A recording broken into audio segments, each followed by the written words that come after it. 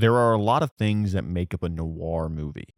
A tragic protagonist fighting against an unwinnable battle, a thrilling mystery hiding between shadows and clouds of cigarettes, private eyes and femme fatales set against dark visuals and jazzy music.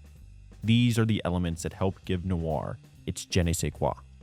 But what sits at the center of all of these stories, like a beating black heart, is bad love. In most stories, love is the ultimate force of good, driving our protagonists up and over whatever obstacles they face. It is love that inspires our heroes to defeat the villain and save the day. In noir, love is the villain. From High Sierra to Double Indemnity, there is no shortage of noir protagonists walking into their own demise because bad love got them there. No movie exemplifies this more than 1957's Sweet Smell of Success. Directed by Alexander Mackendrick and starring two titans of the industry, Tony Curtis and bisexual Burt Lancaster, Sweet Smell of Success is the personification of bad love. Each of our four main characters is affected by it, and in turn will be worse off because of it by the film's end. This movie takes place over 2 nights. 2 jazzy, smoky, noir-filled nights, jam-packed with some of the tightest dialogue ever put to screen. Could I come in for a minute? No, you're dead, son. Get yourself buried. This is a talking movie. All of the drama and intensity comes from the conversations our characters have rather than through car chases and gunfights. But if words could kill, this movie would be a fully loaded arsenal. Why is it that everything you say sounds like a threat? Our first victim of bad love is Sidney Falco, played by Curtis. Sidney's heart belongs to the game he plays and the man who controls it. The game? Sidney is a press agent, the shady figure whose job is taking other people's fame and leveraging it into publicity. Sidney will do anything, use anybody to move up in the world. In this realm, the newspaper columnist is king, and one columnist in particular rules over them all. That columnist is J.J. Hunsaker. There are few movie characters that leave an impact like Lancaster's J.J. Hunsaker. Even in scenes he is not in, his presence lords over everything. He isn't larger than life. He is life for someone like Sidney, and at the start of the movie, J.J. has marked him for death. The press agent is a parasite who relies on multiple hosts in order to survive. He needs his clients to pay him, and he needs his columnist to put these clients in the paper. He has plenty of clients, but his columnist is shutting him out. Why? Bad love. JJ's bad love is his sister, Susan. Orphaned as children, JJ has long been his younger sibling's parental figure, but his feelings surpass those of a concerned father. He is ruthlessly overbearing, controlling every aspect of her life in an attempt to have something that everyone, including himself, knows he cannot. This is the bad love that sets up the general plot of the movie. Sidney finds out that Susie is engaged to Steve, the hard-headed, idealistic jazz guitarist, which is a big problem. Sidney has been tasked by JJ to break the couple up, and he's been obviously unsuccessful in doing so, hence the cold shoulder in JJ's column.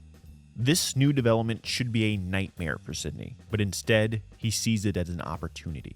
Why do you come off making a remark like that? Who could love a man who makes you jump through burning hoops like a trained poodle? This train of bad love, Sidney to JJ, JJ to Susie, Susie to Steve, is the house of cards that serves as this movie's foundation. Sidney leverages this opportunity into an ultimatum from JJ. Break the couple up for good, or say goodbye to your career. This is a threat, but Sidney knows it's a chance to prove himself, to climb up one more rung of that ladder, to get one step closer to his bad love. With this ultimatum, Sidney realigns his crosshairs on the happy couple and takes his best shot. His plan is to get a rival columnist to smear Steve, say he's a pot-smoking commie, a grievous offense even for a jazz guitarist. To achieve this plan, Sidney tries to extort the marriage of one columnist and plays pimp to another, manipulating a cigarette girl desperate to keep her job into being an unwitting date for the night. Around every corner of this movie, bad love waits. Whether it's the cigarette girl Rita willing to do anything to support her son, to Sidney's beaten down secretary Sally, who looks at Sidney in a way that he'll never look back at her with. Every inch of this movie is tainted by it. As the first night ends, the plan is a success, even if both parties involved don't exactly understand why. The smear job goes out, Steve loses his job, and JJ is suddenly thrusted into the role of fixing everything for his baby sister. How does helping Steve get his job back help JJ in his quest to break up the couple? Steve's bad love is Susie, but he's too stubborn to see he's fighting a war he's already lost. He's the ant and JJ's the big boot. It is this stubbornness that shifts the balance of power. Steve isn't just going to give JJ Hunsaker the satisfaction of giving him his job back, or to tell him what to do, or who he can marry. This movie is a masterclass in shot composition. Outside of Kane himself, no other character is shot with such a level of importance.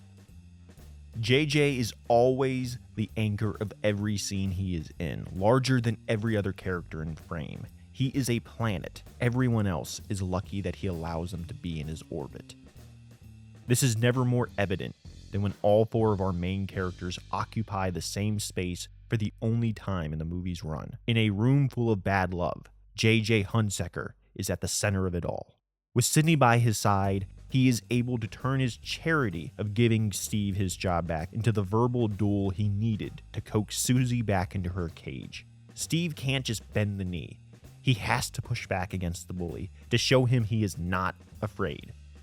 This is a disrespect that JJ cannot abide. Sidney gets to relish in all of this, like a small dog sitting on his master's lap and snarling at anyone who comes near. This is as close to his bad love as he will ever get. It lasts for only a moment. JJ's got another job for him. This time for all the marbles. If he does this one, he won't just get space in JJ's column. He'll get to write the damn thing. All he has to do is take care of Steve for good. It's not about killing the kid now. It's about making an example. If you like a movie that has a lot of moving pieces and finds a way of sliding them all together in one beautiful mess at the end, then this is your movie. It is tightly paced and yet goes a million miles a minute over its roughly hour-and-a-half runtime. Not a single scene is wasted, not a word misspoke. It is modern at a time where the world was seemingly at its most conservative. The dialogue snaps. If looks could kill, I'd be dead. The direction is perfect, and the acting is something you will have to see to believe. I won't tell you the ending, because I think you should go into Sweet Smell of Success with just a taste, because I think you'll find yourself wanting seconds and thirds after. They don't make movies like this anymore, because this is the only movie like this, a true one of one.